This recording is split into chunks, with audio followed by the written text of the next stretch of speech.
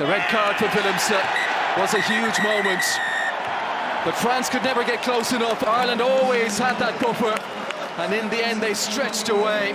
5 tries in a big showing in the south of France. Final score in Marseille, France 17, Ireland 38.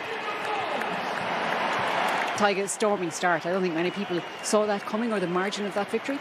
Yeah, and look, Faz said it after the game. I think it's a record victory for us against France, which is a credit to all the boys and all the work we've done over the last 10, 12 days, and also the last few years as well. You know, it's not just the last 2 weeks, but obviously the red card probably played a part in that as well.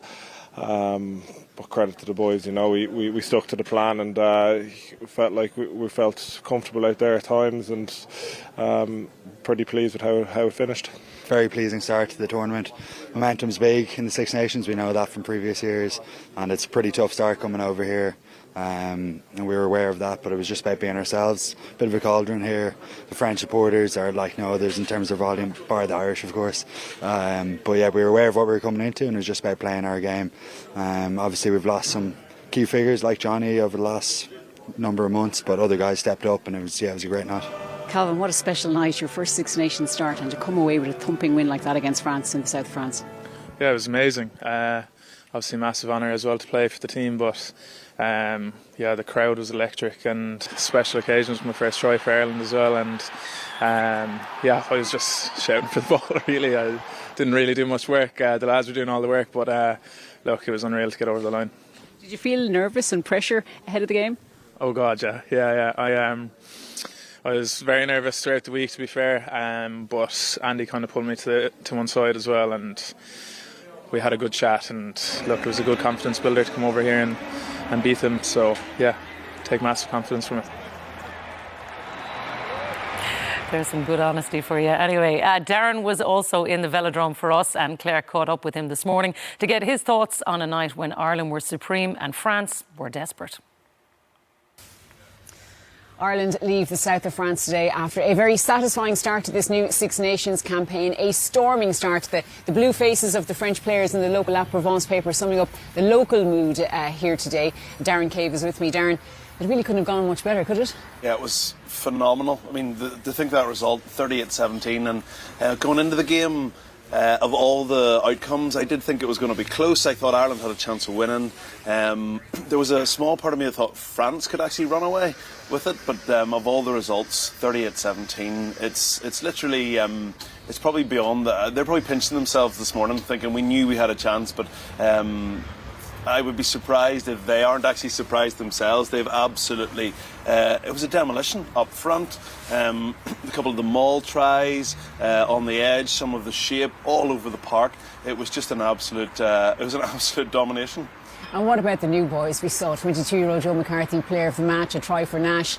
Jack Crowley as well, really seeming at home on that kind of stage. Nash, like, again, I don't think it came as any surprise other than maybe to him when you hear him speak about how well he played, and obviously the talking point, a lot of it was Jack Crowley.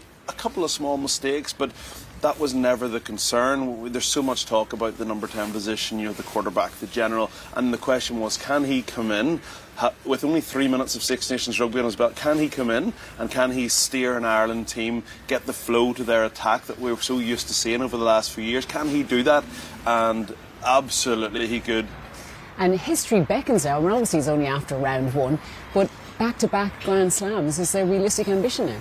It's there's only one fixture into the championship, so I don't want to say it yet, but listen, in these years for Ireland, when you're away to the traditionally tougher opposition, no offence to any of our Celtic friends, away to France and away to England, they're the games, because you're always going to back yourself. I mean, if you can't win the other games at home, you don't deserve to be winning the championship.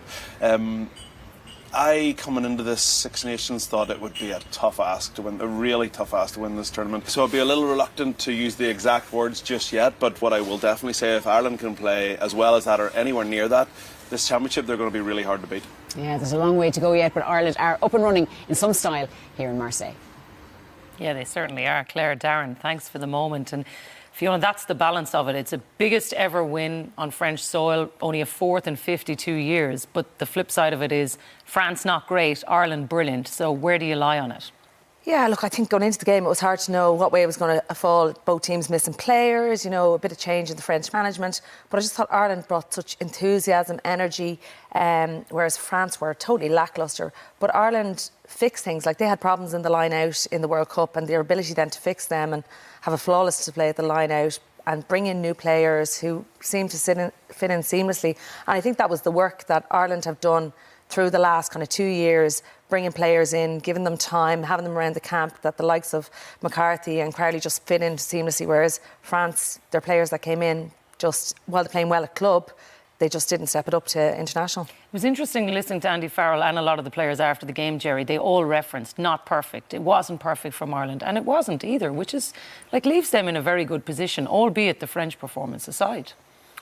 Yeah, I think what Ireland got right was that there was a level of cohesion that was there that allowed the players to be really, really physical and to expend massive energy. If you compare that to the French team, the French looked like they hadn't played together, and the Ireland looked far more energy into it.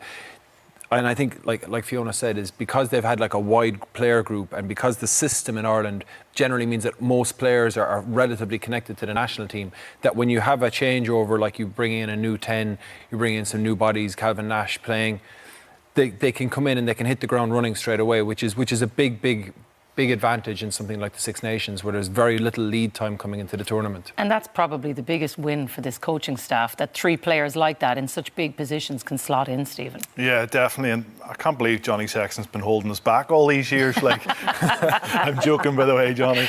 But like, it was just an emphatic victory. I was really disappointed.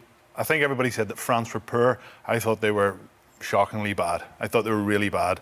I expected so much more, but Ireland were good, and these young players, I'm sure they were nervous all week. You know, big Joe McCarthy, everybody talking him up, everybody saying that he was the first, second row on the team sheet. Like, he's got to live up to that when he takes the pitch, and he leads by example, by his actions. He wins the collisions. You know, why are South Africa the Rugby World Cup champions? Because they win the collisions in the big games, and that's exactly what you want that guy to do. And Calvin Nash getting over for his first try, Crowley controlling things really well, and it's much easier when your pack are going forward and they're on the front foot. Maybe a little bit different in Thomond Park on a wet Friday night or whatever, when he's not getting the same amount of time in the ball. But overall, fantastic start to the competition, and I'm sure Andy Farrell and the coaching staff will be delighted. I'm sure they are.